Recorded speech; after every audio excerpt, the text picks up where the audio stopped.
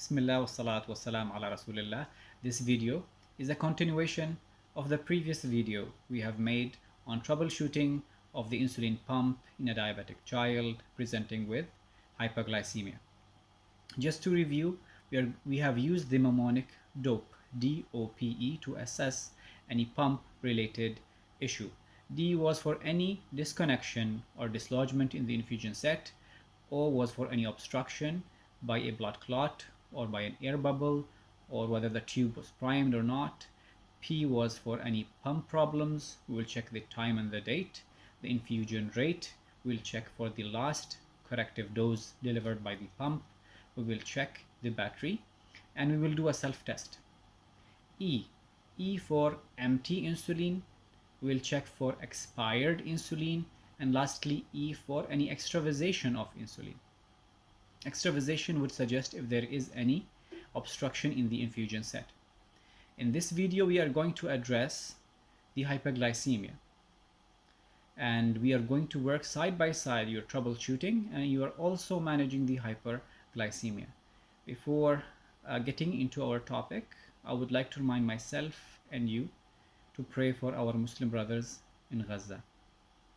While we are studying and preparing hard how to help the mankind, but Israel are spending trillions to kill the innocent people in Gaza. Allahumma sur ahla Gaza, Allahumma farraj hammahum, Allahumma nafis karbahum. Coming back to our case, so a child with diabetes who is on insulin pump presents to you with hyperglycemia. So what we need to assess first is whether this patient is having diabetic ketoacidosis or simple hyperglycemia. So the best next step to assess that, get the serum ketone levels done. According to other NHS guidelines, those patients fall in different categories according to the ketone levels. So the first group, in which the ketone levels are normal, in which their ketones lie between 0 to 0.6, considered normal. Those patients just need the normal insulin dose delivered via the insulin pump, and the patient are advised to have plenty of sugar-free fluids, get their sugar and ketones rechecked after 2 hours. The second group are those whose ketone lie between 0.6 and 1 millimole. Those are having high ketones. They need a corrective insulin dose to be delivered via the insulin pump. Plenty of sugar-free fluids, get their sugar and ketones checked after 2 hours. Now the third group are those who are having ketone levels between 1 to 2 millimoles.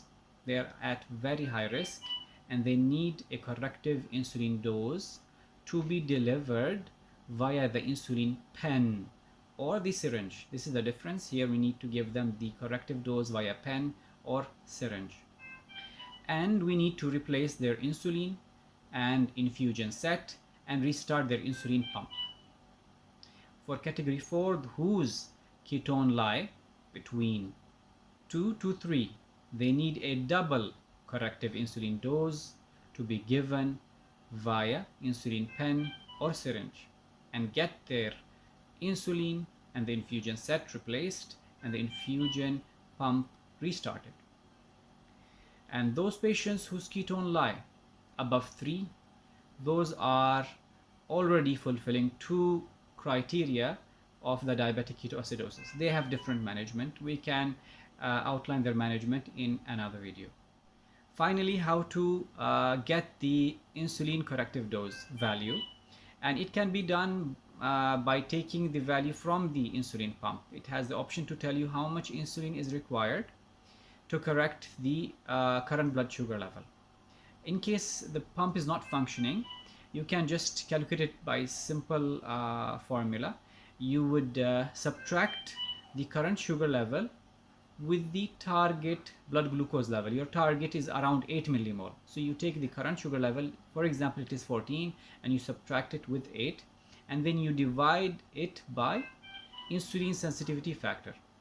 Insulin sensitivity factor can be calculated using the standard formula for rapid acting insulin, 1800, and divide it by the total daily dose of insulin the patient is taking. With this, we conclude our topic on troubleshooting of insulin pump and management of hyperglycemia in diabetic children. I hope you found the video useful. Take care of yourself and spread knowledge.